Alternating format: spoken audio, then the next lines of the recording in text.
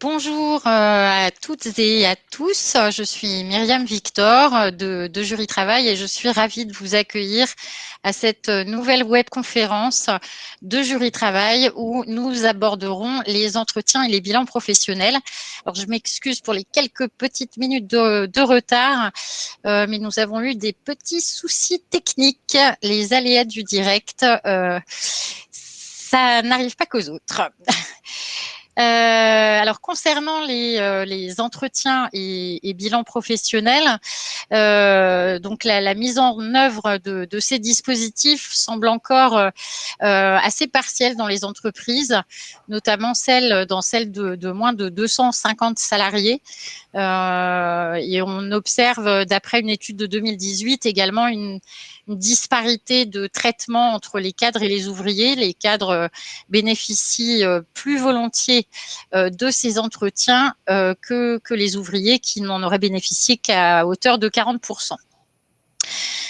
Donc c'est ce qui nous a amené à choisir ce thème et vous présenter donc ces deux types d'entretiens aujourd'hui.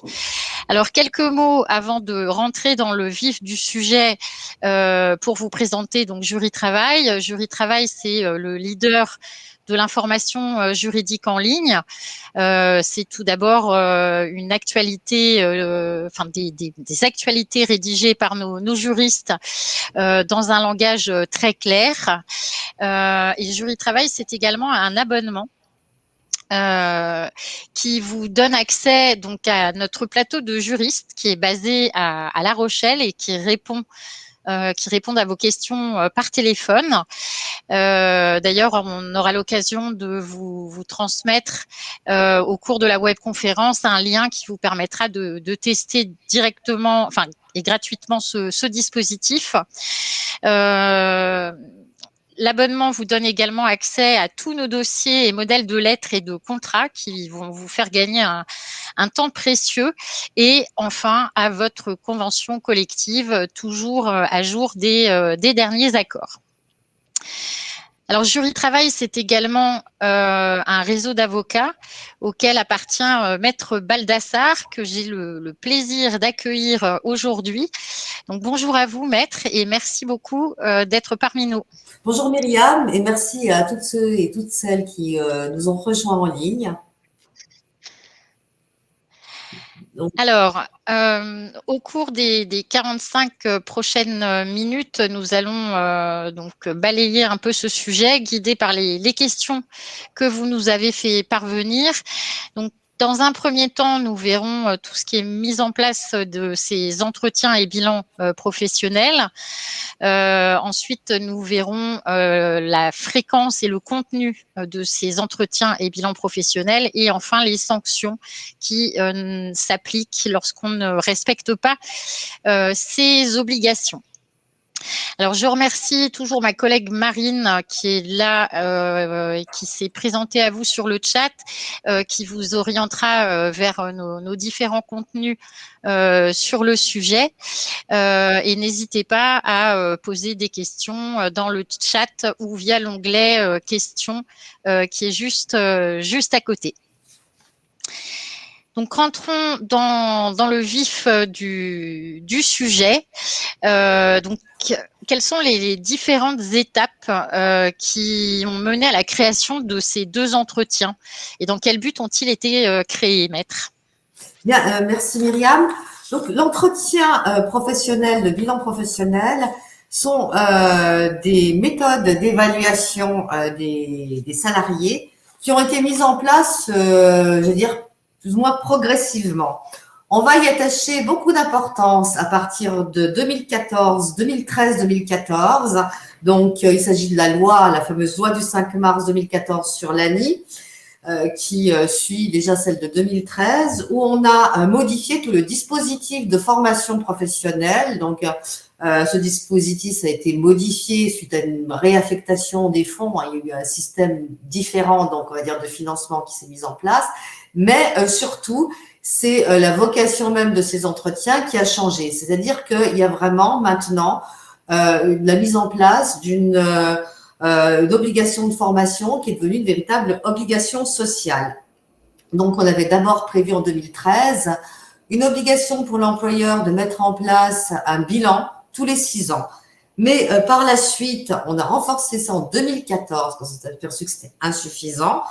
On va mettre en place une obligation tous les 2 ans d'un entretien professionnel tout en maintenant ce bilan de 6 ans, donc qui est là maintenant plus pour faire suite à cette série d'entretiens. Le bilan va être un état des lieux de ce qui a été fait durant les 6 dernières années pour la formation du salarié. En 2018 et 2019, là, cette fois, c'est que le législateur va renforcer des obligations pour l'employeur. C'est-à-dire qu'il va obliger l'employeur à informer également le salarié de ce qu'il en est de la validation de ses acquis de l'expérience, de ce qu'il en est de son compte professionnel de formation, comment ce compte professionnel de formation a été activé, et également les abondements qu'il est susceptible de financer, et également il doit le renseigner sur tout ce qui est évolution professionnelle. Donc là, effectivement, c'est ce que le législateur a modifié progressivement jusqu'en 2022, où cette fois, on va commencer par mettre en place des véritables sanctions, donc qui sont l'abondement au compte de formation professionnelle. Donc, l'employeur qui n'aura pas respecté ses obligations va se voir en quelque sorte sanctionné. Donc, on a un dispositif qui est de plus en plus important, qui est considéré maintenant comme fondamental. L'idée, c'est de permettre véritablement aux salariés d'évoluer tout au long de sa carrière. Donc, on est sur une il y a un double aspect. C'est d'abord la vocation sociale, c'est-à-dire permettre aux salariés d'évoluer et également permettre également à l'entreprise de se mettre toujours à niveau et de préserver les emplois en ayant des salariés qui sont sans cesse à jour. Donc, on est passé quand même d'une philosophie qui était une philosophie plutôt d'incitation à cette fois une philosophie qui est une obligation qui a été faite pour les entreprises de se conformer à ce cadre de la formation professionnelle, d'en faire quelque chose de très important pour l'avenir pour l'avenir de l'entreprise, d'une manière générale, et bien entendu pour le bien-être des salariés, qui va pouvoir tout au long d'une carrière donc bénéficier d'une évolution, tant en matière de compétences que peut-être en matière salariale également, puisque normalement l'un ne va pas sans l'autre. Tout à fait. Et donc, l'intérêt et le but de ces entretiens et bilans professionnels, quel est-il, que ce soit côté salarié ou employeur? Alors, l'intérêt côté salarié, cela va être du côté de salarié déjà de se poser des questions, parce que le salarié, comme l'employeur d'ailleurs, doivent préparer des entretiens. C'est fortement recommandé.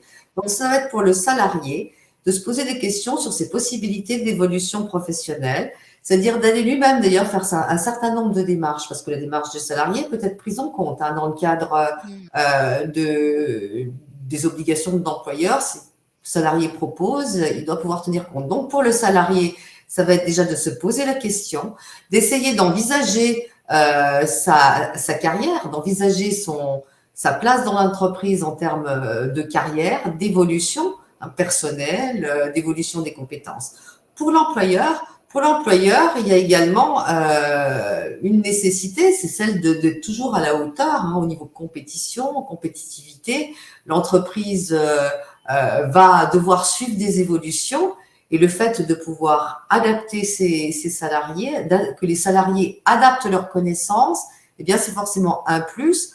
Pour les grandes entreprises, bien sûr, qui sont très souvent structurées, mais également pour les petites, parce que le salarié va pouvoir peut-être apporter en compétences et pouvoir peut-être faire également en sorte que l'entreprise puisse se déployer.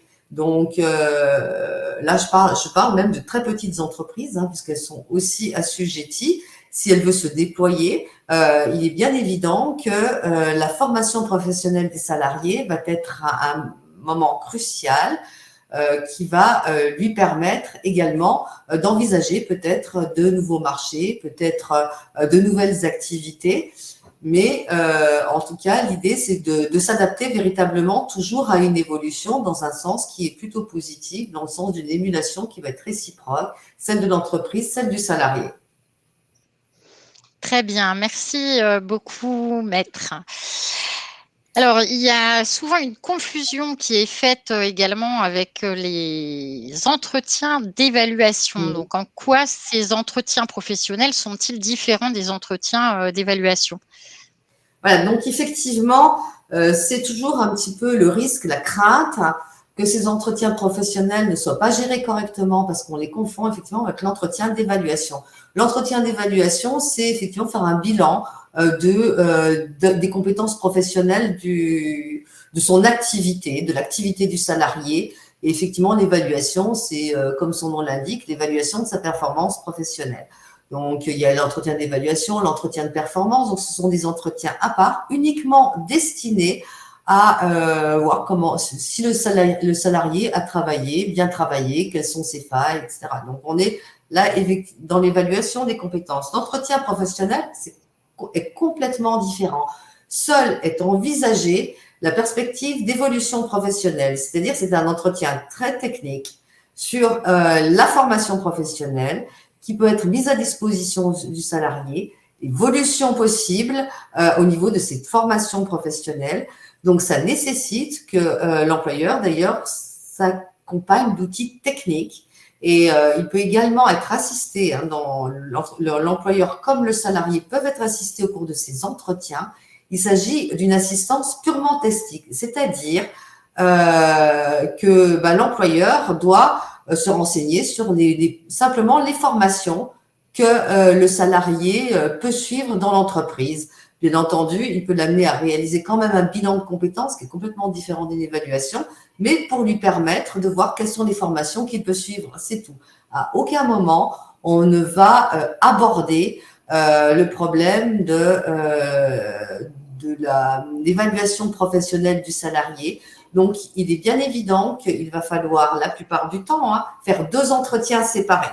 Il est conseillé de bien séparer les entretiens pour qu'il n'y ait pas de confusion.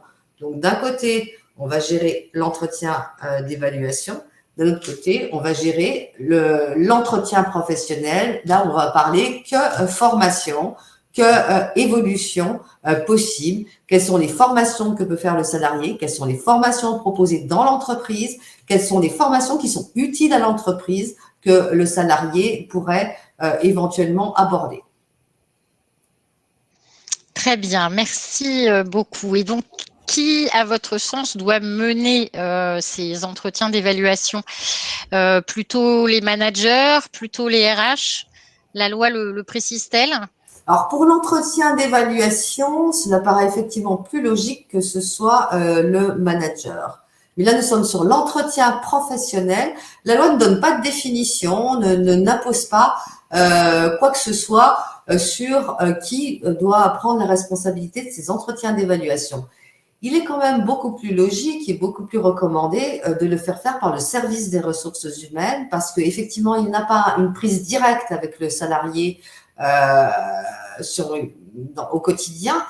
Donc, le manager, lui, qui va se confronter au salarié, peut-être dans des cas où la relation pas forcément tous les jours au beau fixe, ce qui peut partir logiquement d'une relation de travail, tout ne peut pas être parfait, il va peut-être avoir un regard complètement différent sur l'évolution, sur les possibilités du salarié d'évoluer et sur les perspectives professionnelles de son salarié. Donc, il est bien évident que si les entreprises ont un service ressources humaines, il est important et beaucoup plus facile, beaucoup plus souple de le faire par le service ressources humaines qui, par ailleurs, est plus structuré. Bien sûr, pour les petites entreprises, c'est l'employeur. C'est l'employeur qui, lui, va devoir gérer à la fois l'aspect évaluation, c'est-à-dire, voilà, aux professionnels, des objectifs n'ont pas été atteints, il faudrait faire... mais il va devoir également gérer l'entretien professionnel.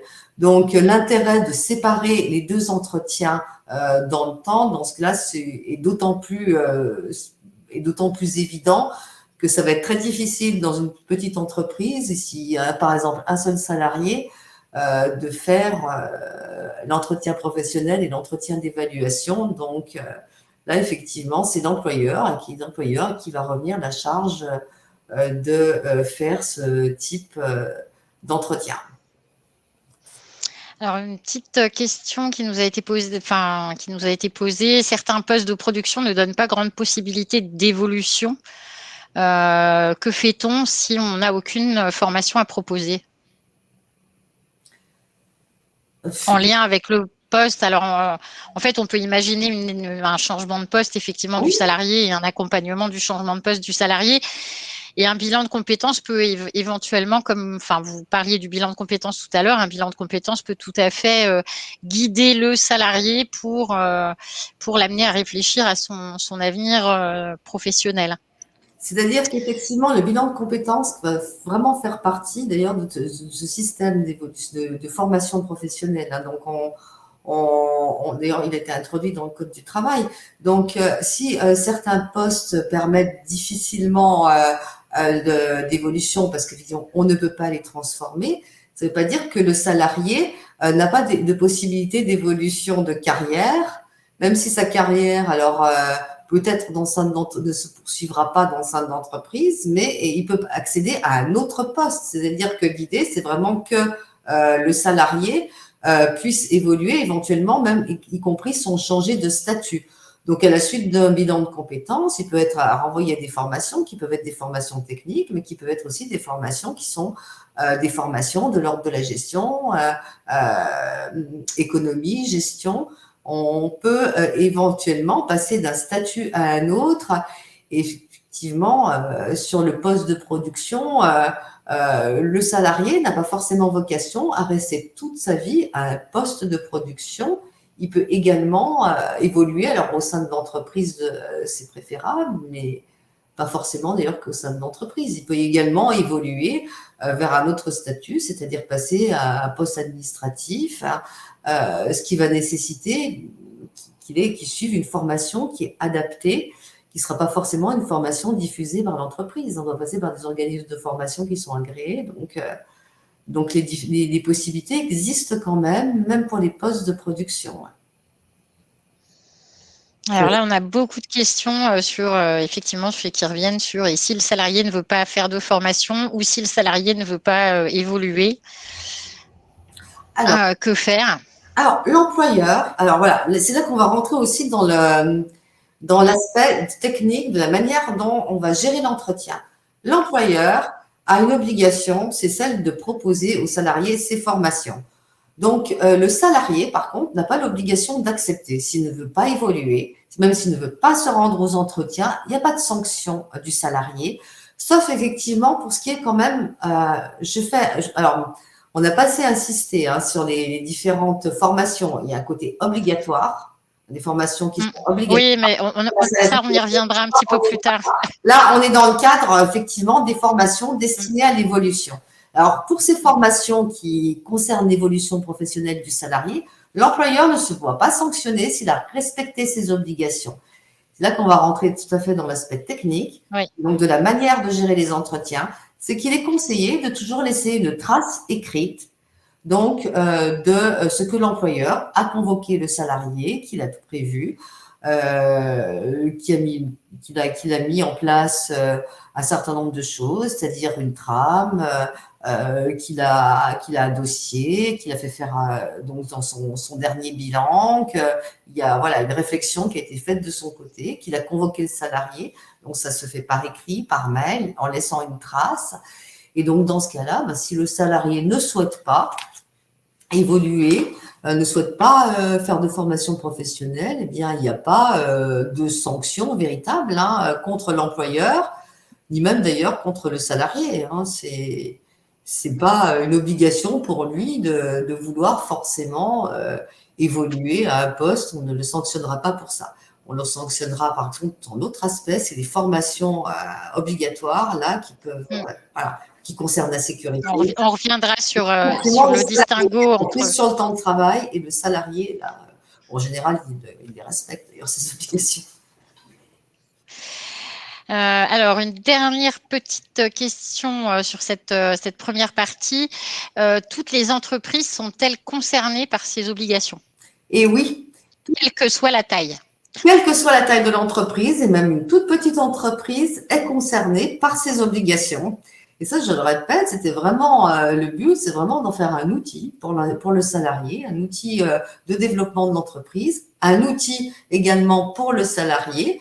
Et même la petite entreprise peut se poser la question de savoir si elle ne va pas, en envoyant son salarié en formation, pouvoir là également peut-être développer d'autres activités, peut-être renforcer également son pouvoir économique.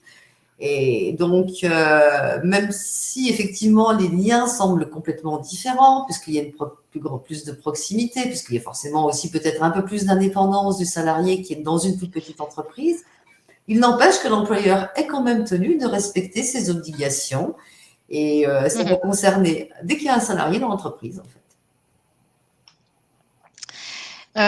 Très bien. Alors, on va rentrer maintenant dans notre deuxième partie sur la fréquence et le contenu de ces entretiens.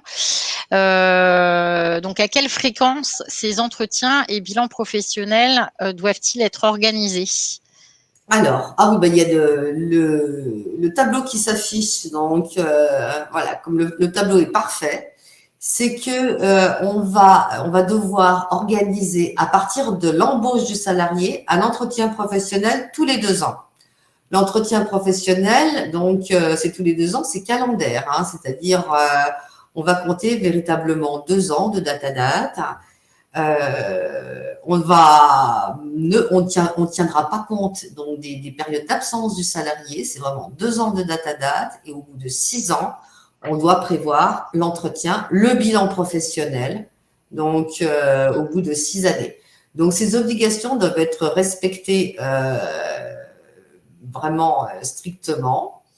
Et donc, le contenu de l'entretien professionnel, il n'est pas strictement défini, hein. Donc, on a effectivement l'obligation de faire pour le salarié d'orienter vers des évolutions professionnelles. Mais voilà, donc il y a des devoirs, je cite, donc de ceux que j'ai rappelés tout à l'heure d'ailleurs, la validation des acquis de l'expérience, l'employeur doit en informer, comme pour l'activation de son compte professionnel, des abondements, voilà. Donc, ce qu'on disait tout à l'heure, hein, il suffit de regarder l'article du code. Donc, il doit également lui donner des conseils sur son évolution professionnelle. Mais à vrai dire, le but de l'entretien professionnel, c'est vraiment d'essayer de se mettre d'accord sur un projet professionnel. Donc, c'est bien pour l'employeur, mais comme c'est bien pour le salarié, de le préparer.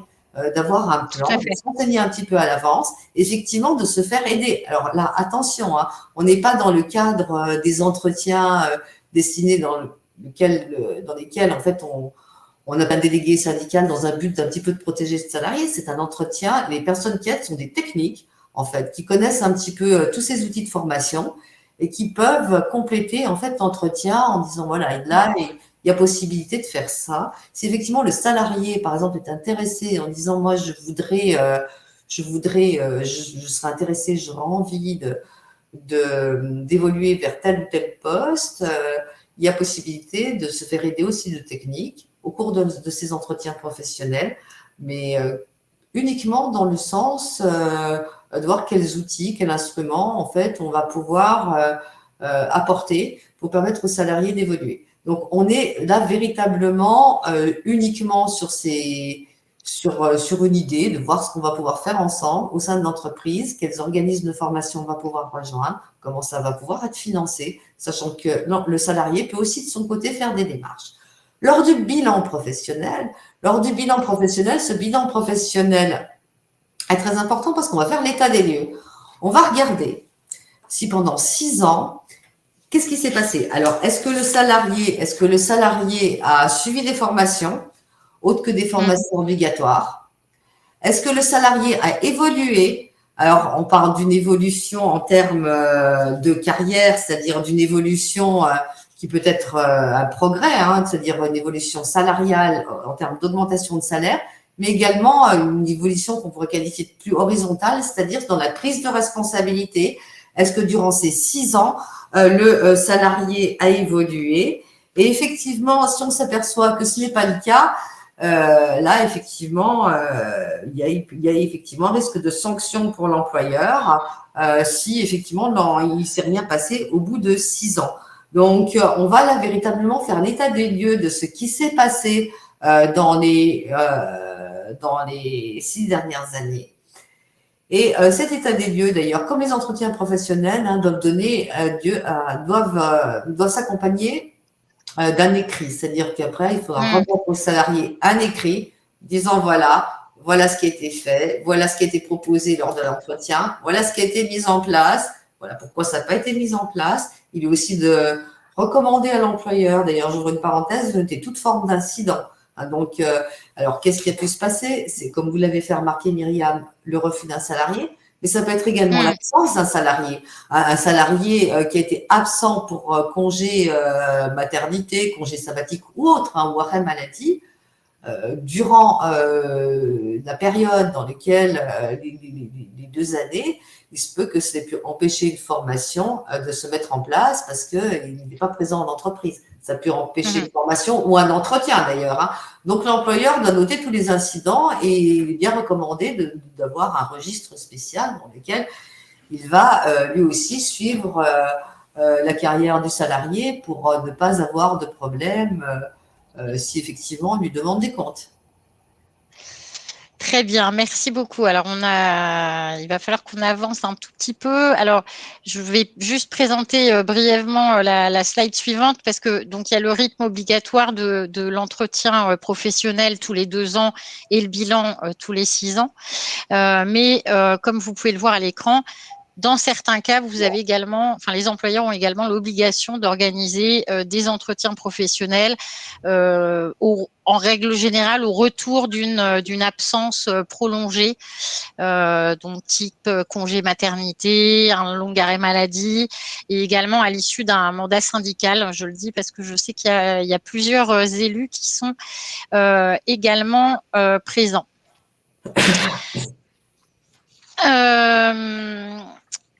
Alors, en termes de fréquence, également, des accords d'entreprise peuvent modifier la fréquence de ces entretiens et ils peuvent également modifier d'autres éléments. Quels sont-ils ?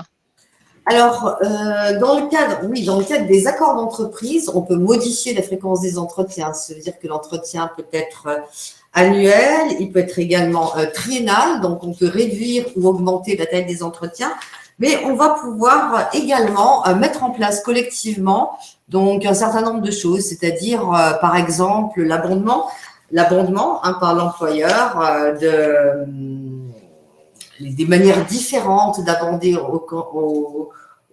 sur le compte du salarié, sur le compte de formation professionnelle. On va également pouvoir prévoir des modalités particulières d'évolution, des modalités différentes de mise en place d'évolution des parcours professionnels. En fait, c'est quand même assez libre dans le cadre de la négociation collective, puisqu'on veut simplement, à la fois, on peut modifier le rythme, un rythme qui paraît inadapté, ou alors également, on va pouvoir modifier carrément le contenu, imposer un certain nombre de choses dans un contenu, mais ça, c'est tout à fait un accord avec les institutions représentatives du personnel, c'est un accord collectif, et la manière d'abonder, c'est-à-dire que l'employeur peut avoir des contraintes supplémentaires à un abondement. Si par exemple, une entreprise souhaite envoyer quand même largement ses salariés en formation, parce qu'elle est dans un secteur qui est très évolutif au niveau des connaissances, eh bien, ça peut être aussi intéressant de voir quelles sont les conditions d'abondement qui vont qui vont favoriser cette situation. Donc, on donne même une part à la négociation quand il y a possibilité de passer des accords d'entreprise. Donc, ça peut être des accords d'entreprise ou des accords de branche. Très bien, merci beaucoup. Alors juste, il y a pas mal de questions qui sont arrivées. Effectivement, comme le dit Magali, vos OPCO peuvent vous accompagner dans les campagnes Oui, d'entretien oui. et de bilan professionnel. Donc, je rejoins tout à fait Magali et je la remercie pour sa réponse. Alors, une question de Karine. Le salarié peut envisager de changer de métier. L'employeur est-il obligé d'aller dans ce sens en termes de formation? Là, je pense que c'est la règle générale des formations qui s'applique. Rien n'empêche un salarié de se former en dehors de son temps de travail. Il n'a même pas à en informer son employeur, il utilise son CPF.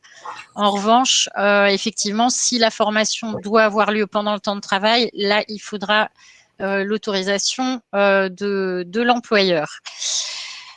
Et sur les formations internes type hygiène et sécurité, nous y reviendrons un petit peu plus tard, justement, en abordant la différence entre les formations obligatoires et non obligatoires. Et donc, nous allons en venir au contenu maintenant de l'entretien professionnel. Quel est-il? Alors, le contenu de l'entretien professionnel, je crois qu'on avait un petit peu abordé tout à l'heure. Oui, oui. L'entretien professionnel, en fait, c'est effectivement les formations à suivre. Donc, effectivement, il y a tellement de textes aussi qui renvoient aux formations que c'est très, très exhaustif. Mais on va parler également des formations obligatoires, des formations non obligatoires qu'elle doit également suivre le salarié, parce que l'employeur doit en faire au moins, nous avons proposé au moins une tous les 2 ans, donc formation non obligatoire, mais également aussi au-delà de ces formations, de ce cadre strict. Donc, on va avoir alors ce que nous dit les textes. La formation obligatoire, c'est les actions de formation qui conditionnent l'exercice d'une activité ou d'une fonction en application d'une convention internationale ou de dispositions légales ou réglementaires. C'est-à-dire qu'effectivement, la formation est obligatoire, c'est celle qui va permettre au poste de s'adapter, au salarié de s'adapter à son poste plutôt, parce que vice-versa aussi peut-être, mais avant tout au salarié de s'adapter. Il peut y avoir des réglementations. Alors, c'est tellement vaste. Si on prend par exemple toutes les salariés qui ont besoin d'une formation en matière de sécurité, par exemple sur la radioprotection, il y a des dispositifs particuliers, le salarié est obligé de les suivre. S'il y a un risque chimique, s'il y a un risque électrique, s'il y a un risque, voilà, sur ces différents risques, différents aspects, on rentre dans le cadre de formations obligatoires. Ces formations d'ailleurs obligatoires existaient avant le dispositif. Donc, on va devoir effectivement envoyer le salarié dans ces formations obligatoires. Effectivement, les formations non obligatoires, mais là, effectivement, c'est des textes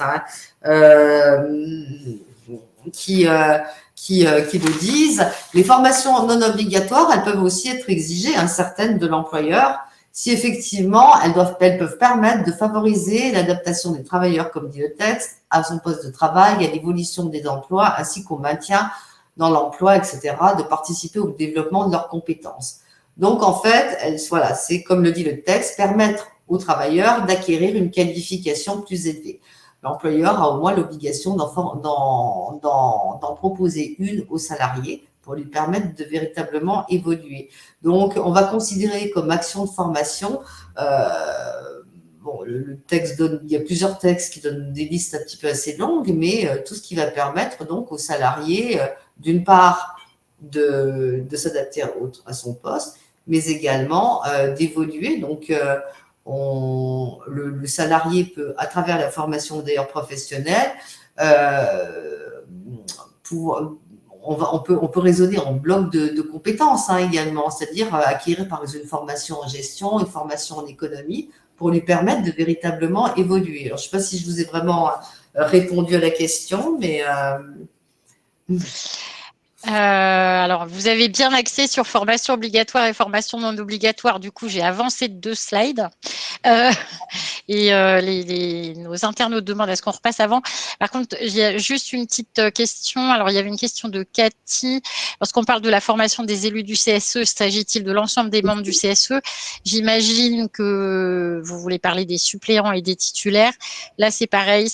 Oui, La oui. formation est obligatoire pour les titulaires. Pour les suppléants, ça peut se négocier par accord d'entreprise. Et il me semblait qu'il y en avait une autre.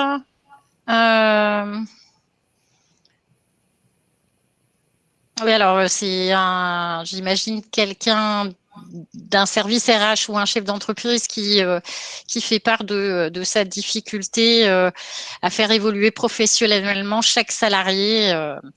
On peut comprendre effectivement que ce n'est pas toujours une chose aisée. Alors, on va juste revenir un petit peu sur les contenus donc de l'entretien professionnel. Donc, c'est ce qui est présent donc à l'écran en ce moment.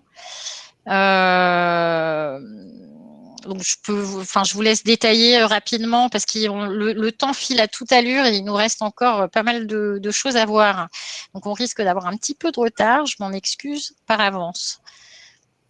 C'est-à-dire que voilà, le contenu d'entretien professionnel, il va comme le cadre qui est posé par les textes, c'est quand même un cadre général. Et c'est vrai qu'au cas par cas, on a du mal quand même à guider chacun. C'est-à-dire que c'est vraiment si par exemple il y a une difficulté que rencontre un directeur ressources humaines, il doit se renseigner effectivement sur ses obligations. Bon, elles sont quand même assez clairement définies. Vous les avez rappelées d'ailleurs. Évolution professionnelle, donc qualification et d'emploi, c'est-à-dire là où j'en suis. Et depuis 2 ans, qu'est-ce qui s'est passé? Les actions professionnelles. Les actions professionnelles, c'est ce qu'il y a les actions de formation. C'est quelles formations ont bien été suivies. Donc là, bon, on entend par formation toutes les actions de formation, qui soient obligatoires ou non obligatoires. Les certifications, ça va être l'acquisition d'un diplôme, en fait, d'une qualification, donc qui est en général sont les certifications professionnelles qui peuvent être à la fois des certifications qui sont données à la suite de l'acquisition d'un bloc de compétences pour un salarié, mais c'est tout ce qui va concerner la réglementation, c'est-à-dire par exemple si elle concerne la sécurité, mais ça peut également être aller au-delà. On peut également prendre en compte des validations d'acquis, de compétences. Voilà, on est sur l'aspect diplômant. Progression salariale, progression salariale, où j'en suis au niveau de mon salaire depuis 2 ans, est-ce qu'il a bougé, est-ce qu'il n'a pas bougé? Et professionnel, ça peut être, est-ce que mon poste également est devenu plus intéressant sur les 2 ans, est-ce qu'il a pu évoluer un peu?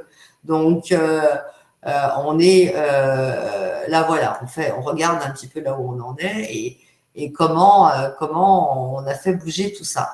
L'évaluation de son employabilité, c'est-à-dire que là, on va commencer à se projeter sur ce qu'on doit faire, en fait, pour qu'il puisse rester dans l'entreprise, à ce poste. Est-ce que le poste va également...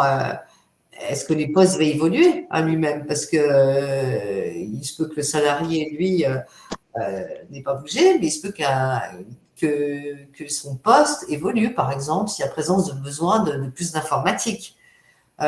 Donc là, effectivement, le salarié, s'il veut continuer à pouvoir travailler dans l'entreprise, s'il veut même continuer à son poste, il va voir qu'il se forme.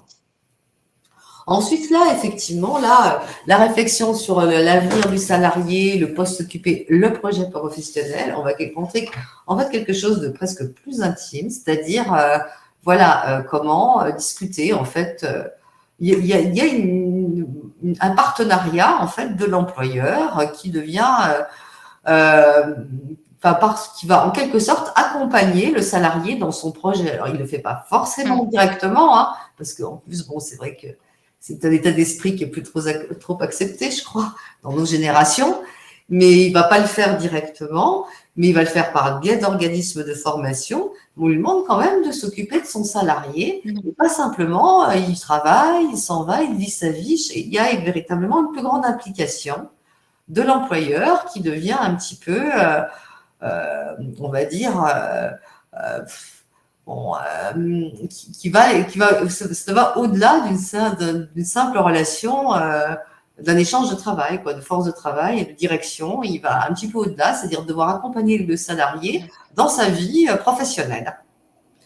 Ensuite, effectivement, il y a cet aspect, donc tous ces comptes professionnels et de formation. Donc, bon, les salariés souvent vont de même vérifier. Ça se fait facilement Mhm. en ligne, hein. Donc, ils vont vérifier, ils regardent combien de points ils ont et il faut faire le calcul sur les formations qui sont à disposition. Je crois que c'est assez facile, hein. Il y a beaucoup d'organismes qui en mettent à disposition et en faisant le compte de leurs points, ils savent quel genre de formation ils peuvent faire. Mais là encore, comme l'employeur peut également abonder de son côté, donc il peut regarder, il peut y avoir aussi au sein de l'entreprise des comptes de formation en plus, hein. Il peut y avoir dans certaines Oui. entreprises des accès à la formation déjà dans le cadre de l'entreprise avec des possibilités. Donc, si le salarié a un désir, et là, bon, souvent, c'est des entreprises qui ont quand même un service de ressources humaines. Donc là, effectivement, il va devoir prendre en compte le désir du salarié et l'informer sur tout cet aspect qui est l'aspect du financement de la formation. Alors, il va vraiment falloir qu'on avance parce qu'on a encore toute une partie à traiter et on arrive normalement pas loin à l'heure du terme de la conférence. Alors, juste une réflexion de Maryse qui nous dit il me semblait de ne pas devoir parler évolution salariale, c'est juste il n'y a pas de revendication salariale, c'est juste évoquer le fait qu'il y a eu une évolution salariale ou pas au cours des 2 dernières années. C'est juste un constat. Alors, je vais vous laisser donc parler du contenu du bilan professionnel. Et on va répondre aussi à une question qui était intervenue avant. Quelqu'un qui demandait si l'entretien professionnel des 6 ans pouvait être couplé au bilan professionnel. Oui, bien évidemment. Oui, Et encore une fois, c'est l'idée, oui, oui, il est couplé, ouais. voilà. Donc, le contenu du bilan professionnel, vous pouvez développer, mais alors très rapidement, parce qu'on a encore toute une partie à traiter. Alors, dans le bilan professionnel qui va être là, on va traiter plutôt, on va faire l'état des lieux en fait, hein, de ce qu'on a fait. On va vérifier que tous ces entretiens, on va les rappeler. On va rappeler tout ce qui a été fait pendant les 6 ans. On fait un bilan, un état des lieux en fait de ce qui a été fait. Voilà, c'est l'occasion de voir si tout a bien été respecté d'ailleurs par le fait qu'on va faire ce bilan. Et il va servir de base également à un nouveau parcours professionnel du salarié, hein. C'est-à-dire pour les entretiens, on va se baser sur les précédents bilans. Donc, je ne sais pas si j'ai répondu suffisamment, mais alors sachant que chaque fois, il va falloir faire un écrit, donc pour qu'on puisse avoir une trace de ce qui a été fait. Oui, l'aspect important de ce bilan également, c'est donc de vérifier qu'au cours des 6 ans, il y a bien eu une action de formation non obligatoire pour éviter les sanctions qui sont la thématique de notre troisième partie. Alors, on a déjà répondu à la première question qui devait être posée sur l'employeur peut-il être sanctionné si le salarié est absent ou refuse de participer à l'un de ses entretiens? Et la réponse était non. Il suffit juste que vous soyez en mesure de prouver que vous avez organisé l'entretien, que vous avez convoqué le salarié.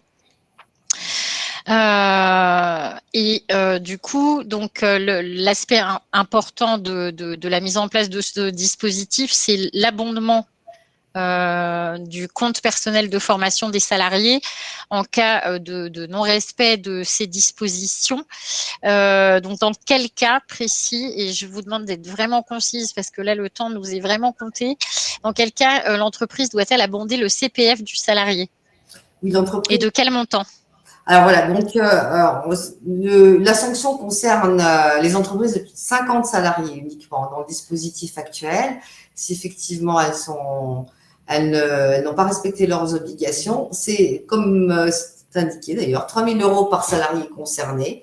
Et comme l'indique dans votre rapport, au plus tard le dernier jour du trimestre civil qui suit la date de l'entretien, d'état des lieux du parcours professionnel. Donc on est au bout des 6 ans, si rien n'a été fait, il y a une sanction donc de 3 000 € qui est à verser par virement à la Caisse des dépôts et consignations. Donc c'est un mécanisme qui se fait un petit peu automatiquement. Donc il suffit de rentrer dans un portail entreprise. Enfin, ça va se faire comme assez rapidement, mais ça va être fait. C'est une sanction qui va tomber automatiquement. Alors, de ce que j'avais cru comprendre, en fait, c'est un acte volontaire de l'employeur qui doit verser à la caisse des dépôts et consignations. Oui, oui, oui, ah oui, oui, effectivement, c'est lui qui va devoir verser. Quand je dis que la sanction tombe automatiquement, c'est un petit peu comme les amendes, c'est-à-dire qu'on ne va pas négocier. Voilà, c'est pas, il y a pas une grande appréciation on va pas chercher à apprécier la faute de l'employeur ou pas. S'il n'a pas respecté cette obligation, il doit automatiquement ces 3 000 € pour les entreprises de plus de 50 salariés. C'est dans ce sens-là que je voulais dire que c'était automatique. Mais effectivement, il doit le faire, lui, de son, de son, de son plein gré, hein. C'est-à-dire qu'il doit rentrer, il doit faire le nécessaire auprès de la Caisse des dépôts et consignations. Il y a également une sanction qui peut être plus subtile, c'est que s'il y a effectivement un litige employeur-salarié, par exemple, qui aboutit au prud'homme, sur lesquels on va contester, par exemple, les qualités professionnelles du salarié, par exemple, le fait pour l'employeur de ne pas de ne pas avoir suivi, respecter ses obligations, eh bien, ça peut être une faute, cette fois, dans l'exécution du contrat de travail que peut retenir aussi le Conseil des prud'hommes. Donc, il y a encore un autre aspect, cette fois, sur un litige, cette fois subjectif, donc qui peut intervenir, en fait, qui peut se retourner contre l'employeur s'il n'a pas suivi ses obligations. Mais sinon, l'amende, en fait, hein, c'est une forme de sanctions par un abondement au compte de formation qui est obligatoire. Très bien. Et donc, l'abondement, c'est si les entretiens professionnels n'ont pas été organisés tous les 2 ans au cours des 6 dernières années et s'il n'y a pas eu une formation non obligatoire au cours de ces 6 années. C'est pour faire suite à certaines questions que j'ai vues passer dans le chat que je resynthétise un petit peu les choses. Et donc, si l'employeur oublie d'abonder le CPF des salariés dont il aurait dû avoir à le faire, il y a une autre sanction. Oui, il y a une autre sanction qui va être effectivement une amende qui va devoir verser au Trésor. Donc, c'est le montant des 3 000 € de l'abondement plus majoré de 100%. Donc, en fait, on va doubler la somme qui va être due par l'employeur. Cette sanction va se trouver majorée de 100%. Donc, effectivement, la sanction dans ce cas-là est lourde. Et là, eh bien, c'était auprès du Trésor que le règlement va se faire, donc au même titre que les amendes. Voilà, et c'est encore l'inspection du travail qui passera pour vérifier que toutes les obligations en matière de formation professionnelle ont été correctement remplies dans les entreprises. Il appartient quand même au salarié de vérifier toujours son compte de formation, s'il est tenu au jour, si les amendements ont été faits, et tout à fait. Faire appel à l'inspection du travail si jamais il s'aperçoit que son compte de formation il est resté bloqué. Tout à fait, et ça rejoint une question que j'ai vu passer tout à l'heure. Quel recours pour un salarié, et ça sera la dernière question, puisque là on est vraiment en retard, quel recours pour un salarié qui n'aurait pas eu de formation professionnelle depuis 20 ans? Alors, quel recours? Alors, le recours donc à la sanction, donc qui est celle ce qu'on vient de dire, hein, saisir l'inspection du travail, qui va être une sanction en cas d'abandon, voilà, donc qui va être une sanction financière. Elle va frapper l'entreprise. Par contre, effectivement, pour le salarié, lui, sa situation elle est beaucoup plus compliquée parce qu'il n'y a pas effectivement de litige qui lui permettent vraiment d'obliger l'employeur à l'envoyer en formation. Par contre, indirectement, s'il saisit le Conseil des prud'hommes, de dommages et intérêts, de certains préjudices, d'une requalification, par exemple, d'une rupture de contrat de travail. Voilà, donc s'il peut imaginer diverses saisines du Conseil des prud'hommes dans lesquelles, effectivement, la faute de l'entreprise, de l'employeur, est interprétée comme une faute dans l'exécution du contrat de travail. Donc, c'est une faute dans l'exécution du contrat de travail. Si, par exemple, le salarié est sanctionné, qu'il estime que sa sanction n'est pas adaptée parce qu'il aurait dû être formé. Ça peut être, par exemple, dans le cadre où une carrière a stagné, insuffisance de ses points à la retraite. Voilà, il peut, voilà, là, effectivement, rechercher la responsabilité de l'employeur dans l'exécution du contrat de travail. Mais là, bien entendu, rien n'est automatique parce qu'il appartient au Conseil de prud'homme de qualifier, qui sont juges de l'exécution du contrat de travail. Donc, il leur appartient à eux de qualifier la faute de l'employeur et de retenir effectivement une sanction dans le cadre d'un litige prud'homal qui va être sous forme de dommages et intérêts ou sous forme de rattrapage de salaire, différentes possibilités. Donc, on peut imaginer dans le Conseil des prud'hommes, mais bien sûr, là, il ne s'agit pas du tout de sanctions automatiques. Donc, pour l'instant, effectivement, l'employeur, le salarié a des possibilités quand même limitées vis-à-vis de l'entreprise. Les sanctions financières sont supposées être dissuasives et bien entendu, il y a quand même une obligation d'exercer de part et d'autre loyalement le contrat de travail. Donc, on est quand même dans un rapport qui est un rapport de confiance et la loyauté, normalement, doit être également venir de l'employeur qui doit respecter ses obligations. C'est quand même, en tout cas, ce qu'on attend. Tout à fait, très bien. Merci beaucoup, maître. Donc, nous arrivons au terme de cette webconférence qui a été encore une fois très dense. J'espère qu'elle vous a plu et que vous avez obtenu réponse à bon nombre de vos questions. Et je vous invite à lire donc notre dossier sur le sujet. Si vous avez des questions, n'hésitez pas à poser, en tout cas votre première question gratuitement à nos juristes ou à recontacter Maître Baldassar, dont je vous remets les coordonnées à l'écran. Comment ? Non, excusez-moi, je suis en train de regarder les questions. Effectivement, c'est bien de prévoir dans l'embauche, dans le contrat de travail, d'informer dans des entretiens annuels. Je suis en train de répondre. Alors, ma collègue, pardon. J'essaye de reprendre le fil de la conclusion. Donc, on cherche toujours à avoir un petit peu vos ressentis par rapport à nos webconférences. Donc, n'hésitez pas à nous donner votre avis sur celle-ci. Donc, ma collègue va vous envoyer un lien qui vous permettra de le faire. Et je vous donne également rendez-vous pour notre dernière webconférence de l'année qui traitera d'un sujet d'actualité dans bon nombre d'entreprises puisqu'il y sera question des négociations annuelles obligatoires de 2023. Donc, n'hésitez pas à vous inscrire. Là encore, ma collègue vous envoie le lien d'inscription par email.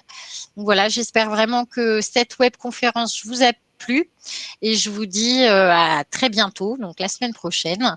Et je vous souhaite une excellente fin de journée à toutes et à tous. Au revoir.